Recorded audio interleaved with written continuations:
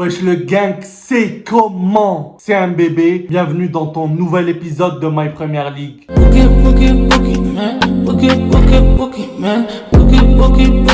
Je suis juste un petit Pokémon, Pogo sur le hoodie, man. Le lit comme une bougie, man. Toi t'es tout petit comme possible, viens flex comme le flex.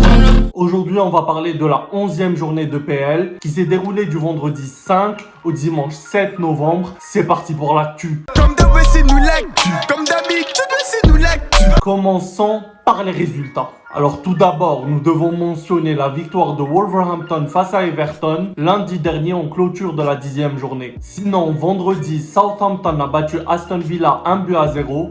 Dean Smith, au club depuis 2018, a été écarté après cette 5e défaite d'affilée des siens. Samedi, des Citizens ultra dominateurs sont partis remporter le derby de Manchester à Old Trafford 2-0. Norwich est parti gagner son premier match de la saison en Premier League chez le promu Brentford, mais la victoire n'a pas empêché Daniel Farke, au poste depuis 2017, et qui a réussi notamment à faire monter le club 2 fois en Premier League en remportant à chaque fois le Championship, d'être licencié par son club. Burnley est parti chercher le match nul chez le leader, un but partout. Crystal Palace l'emporte 2-0 face à Wolverhampton. Et enfin, Brighton et Newcastle n'ont pas pu se départager. Score nul, un but partout. Dimanche, et pour la première d'Antonio Conte en Premier League, Tottenham n'a pu chercher mieux que le score nul et vierge chez les Toffees d'Everton. Leeds United et Leicester se sont quittés sur un but partout qui ne contentera personne. Arsenal continue sa belle série en l'emportant 1-0 à domicile face à Watford. Et enfin, dimanche soir, en clôture de cette 11e journée, West Ham réalise le gros coup en l'emportant 3-2 face à Liverpool, mettant fin à une incroyable série de 26 matchs sans défaite, toutes compétitions confondues pour les Reds. Au classement, Chelsea reste premier avec 26 points, suivi de Manchester City et de West Ham avec 23 points. Liverpool complète le top 4 avec 22 points. Arsenal est 5e avec 20 points. Manchester United et Brighton 6e et 7e avec 17. Crystal Palace clôture le top 10. En seconde partie de tableau, Leicester est 12e avec 15 points. Aston Villa 16e avec 10 points. Burnley, Newcastle et Norwich sont relégables. On n'a pas attendu la SACEM, rien que je monte comme si j'étais dans la nacelle.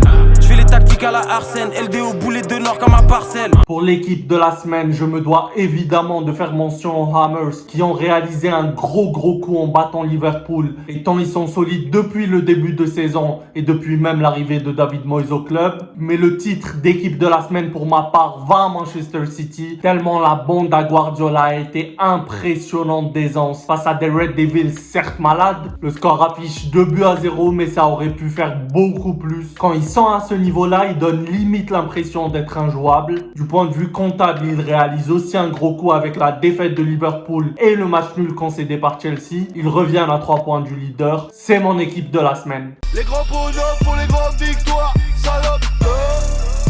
Et pour le joueur de la semaine, on va voir du côté des Eagles cette fois-ci. Conor Gallagher, 23 ans, impressionnant depuis le début de saison. Un but, 4 passes clés, plus de 82% de réussite en passe. Créateur, provocateur, finisseur, il est partout sur le terrain. Il fait énormément de bien évidemment à Crystal Palace. Et il fera énormément de bien aussi au club qui l'a prêté, Chelsea, que ce soit sur la pelouse ou sur le plan financier. Qui sont-ils vraiment, je m'interroge. Je fais 7 à 8, mes ennemis sont devant la téloge.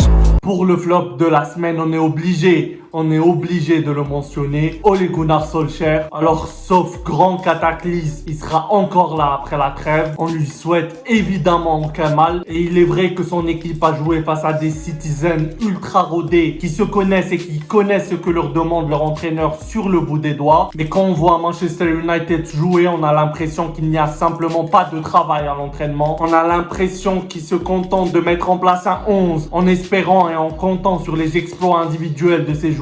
Et vu l'effectif qu'il a entre les mains, il n'a tout simplement pas le droit de se faire autant balader, même face à un Manchester City ultra dominateur. À chaque fois que j'en ai l'occasion, chaque fois que j'en ai l'occasion, à chaque fois que j'en ai l'occasion, je chaque fois que j'en ai l'occasion. Pour le but de la semaine, alors j'ai beaucoup hésité avec le but de Harvey Barnes face à Leeds United, mais pour moi, ça sera le coup franc de Trent Alexander-Arnold, que ce soit du point de vue technique ou tactique, tout est parfaitement exécuté. La petite passe avant de frapper, le contrôle de la semelle de Mohamed Salah qui permettent le décalage et qui rendent la présence du mur totalement obsolète. La justesse technique après pour frapper et pour mettre le ballon où il faut. Lucas Fabianski ne bouge pas, il ne peut pas bouger, il ne voit pas le ballon arriver. Parfaitement exécuté. Y'a qu'en rachetant l'équipe que je ne serai plus titulaire.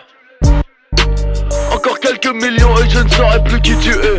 Et pour le 11 de la semaine, nous serons disposés cette fois-ci en 4-3-3 avec comme gardien de but Ben Foster qui n'a certes pu empêcher la défaite de son équipe face à Arsenal, mais sans lui le score aurait pu être beaucoup plus lourd. 5 arrêts au total dont un penalty d'Aubameyang, très solide. En défense centrale, nous avons tout d'abord Kurt Zouma, buteur, 2 interceptions, 7 dégagements, 3 tirs contrés, très solide face à Liverpool. À ses côtés, nous avons Ben White, clean sheet, présent sur l'action qui amène le but des Gunners.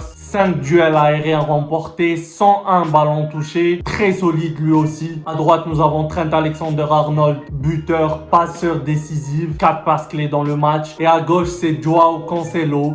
Une passe décisive et demie. Quand il est à ce niveau-là, il est très précieux pour son équipe. Au milieu de terrain, nous avons tout d'abord Mathias Normann, buteur face à Brentford, 2 interceptions, 4 dégagements. Il a réalisé un très bon match. À ses côtés, nous avons James Ward-Prowse de Southampton, aussi précieux offensivement que défensivement, plus de 90% de réussite en passe, 4 passes clés dans le match. Et enfin, pour compléter ce milieu à 3, on a évidemment Conor Gallagher. On en a déjà parlé un peu avant, excellent depuis le début de saison.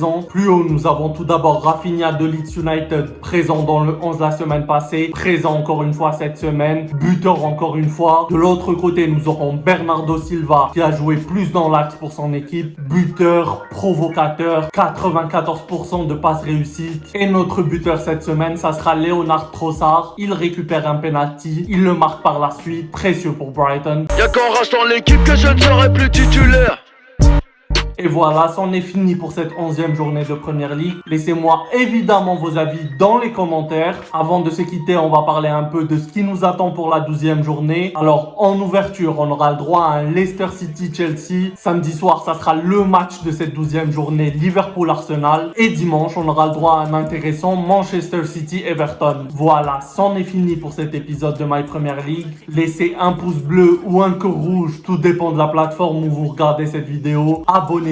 On se retrouve non pas la semaine prochaine, mais après la trêve pour le prochain épisode et très bientôt pour une nouvelle vidéo. C'était un bébé gang. Chercheur, vérité est soulevée. Peut pop chez toi te soulever. Elle veut bif moula, veut délover. Ils ont tué notre art, viens le sauver.